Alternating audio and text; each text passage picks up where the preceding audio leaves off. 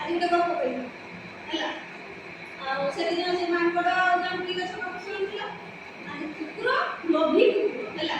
ଲୋଭୀ କୁକୁର କୁକୁର ଦେଖିଛୁ? କୁକୁର କେତେଟା ବେଳେ?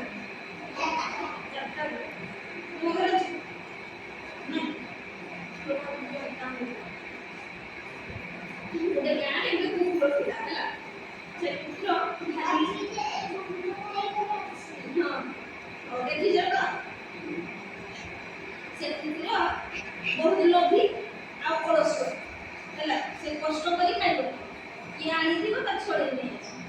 ସେମିତି ଦିନେ ଗୋଟେ ବାଘ ଖାଉଥିଲା ମାଂସ ହାଡ଼, ଇଏ ଦୌଡ଼ି ଯାଇକି ସେଠି ନେଇକି ଛଡ଼େଇକି ଦୌଡ଼ିଲା।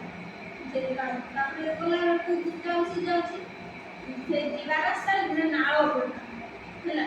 ମନେ ରଖୁଥିବ ପଚାରି ସମସ୍ତଙ୍କୁ ହେଲା। ଗୋଟେ ନାଳ ପଡ଼ିଲା, ନାଳଟାକୁ ପାରିବୁନି, ଫୁଲ ଅଛି, ସେ ଫୁଲ ଦେଇକି ଯାଉଥିଲା। ଫୁଲ ତଳେ ପାଣି ଥିଲା। ସେଇ ରାସ୍ତାରେ ଯାଇଥିଲେ ସେଠିକି ସିଏ ଏମିତି ଅନେଇଦେଲା। ଅନେଇଦେଲା ବେଳକୁ ମୁହଁରେ ସେ କାମୁଡ଼ିଛି ସେ ମାଂସ ହାଡ଼ଟା, କାମୁଡ଼ିକି ଯାଉଛି। ତାପରେ ତଳକୁ ଟିକେ ଅନେଇଦେଲା, ପାଣି ସହିତ ଛାଇଟା ଆସୁଛି।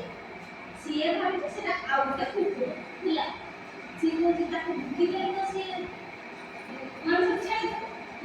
ମୋ ମାଂସଟା ବି ଖାଇବ, ତା ମାଂସଟା ନେଇକି ଆସିବି ଦୁଇଟା ମୋ ମାଂସ। ତାପରେ ଭୁ ଭୁ କରିଦେଇଛି। ଭୁ କଲା ବେଳକୁ ସେ ବାଟରେ କାମୁଡ଼ିଛି, ମାଂସଟା ତଳେ ପଡ଼ିଗଲା।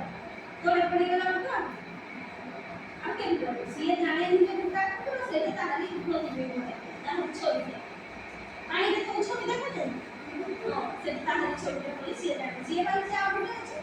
ତାପରେ ତା ସେ ଯେଟା ମୁଣ୍ଡରେ ଥିଲା ସେଟା ଗଲା। ସେ କି ଗଲା? ତା ଅତି ଲୋଭ କଲା ଯେ ମୁଁ ଗୋଟେ ଖାଉଛି ଆଉ ଗୋଟେ ଲୋଭ ହବ। ତେଣୁ ଲୋଭ କେବେ କରିବନି ହେଲା। ଲୋଭ ଜିନିଷ ଛଡ଼େଇ ଗଲା ହେଲା। କୁକୁରଟା କାହା ପାଖକୁ ନେଇ ଯାଇଥିଲା ମାଂସ ହାଡ଼ଟା? କୋଉ ରାସ୍ତା ଦେଇ ଯାଉଥିଲା କୁହ? ତୁମେ କୁହ।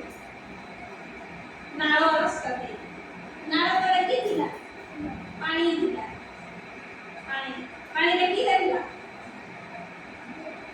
ହଁ, ତାର ଛବିଟା ଦେଖିପାରିଲା। ସେତେବେଳେ ତା ମାଂସଟା